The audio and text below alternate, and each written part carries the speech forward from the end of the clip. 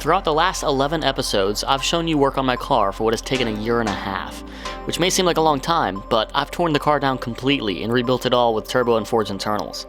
And you know that feeling that you get after installing a mod and your butt clenches a little before you start it up? Well, imagine how my butt feels after working on this for a year and a half.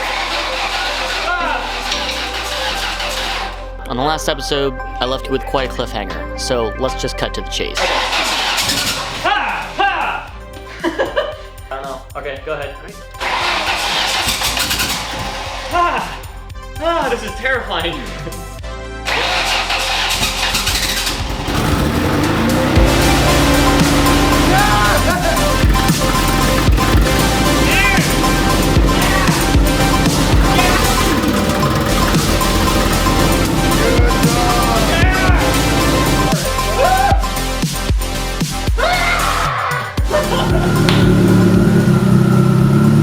So the engine actually ran. I still can't believe it. But just because the engine runs doesn't mean we're home free. There's still a lot that had to be dialed in. It's about 3 a.m., but we've paid for half day at the dyno tomorrow, so there's no sleeping for us. We took it out on its maiden voyage, but it wasn't long till we were back in the garage again because of a problem. The fuel pressure was so strong on the new fuel pump that the Mega Squirt couldn't control the fuel inertia switch.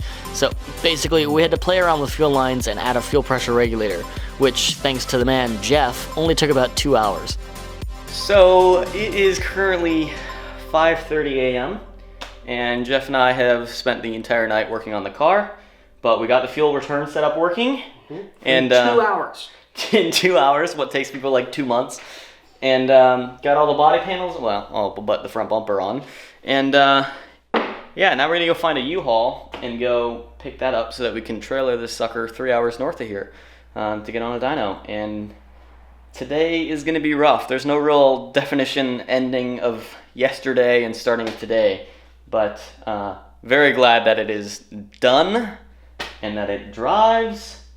Not well yet, but it will because of this guy. So yeah, let's go pick up the U-Haul, Jeff.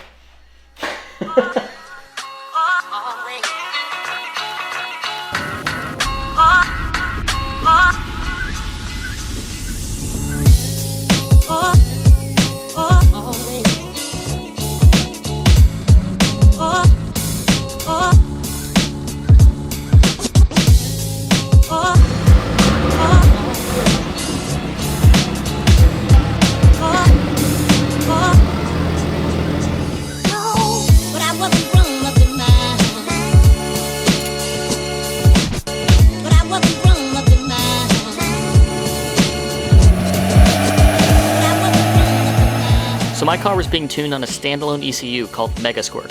Because of this much modification that I have in the engine, I could no longer use the factory computer from 1998.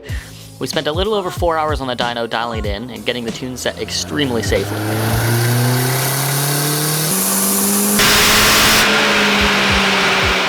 Small shout out to P Tuning in Northern Virginia for letting us stay a little past our time. Now, I can't really share any of the dyno numbers that it made because it's a brand new engine, which means I'm not going to run at 100% in the first mile of it's running. It may take me a while to break in the engine, so I can't really start pushing any sort of real boost yet. But for now, I can enjoy it for the fun car that it is. And that'll give me some time to work out all the small little things to fix. I've really enjoyed working on this car over the last year and a half, and for the 9 years that I've owned it now. The final product is cool, but what I really enjoyed most was the process. So while I can't share dyno numbers or drag slips, that's not what it's all about. Sometimes it's just about enjoying and building a car with friends. And just because the build is completed doesn't mean that it's totally finished. There's still a giant list of things that I want to do to it, and that's really exciting, because that means that I can experience more and meet more people. This car's never going to be finished, because sometimes we enjoy the journey more than the destination.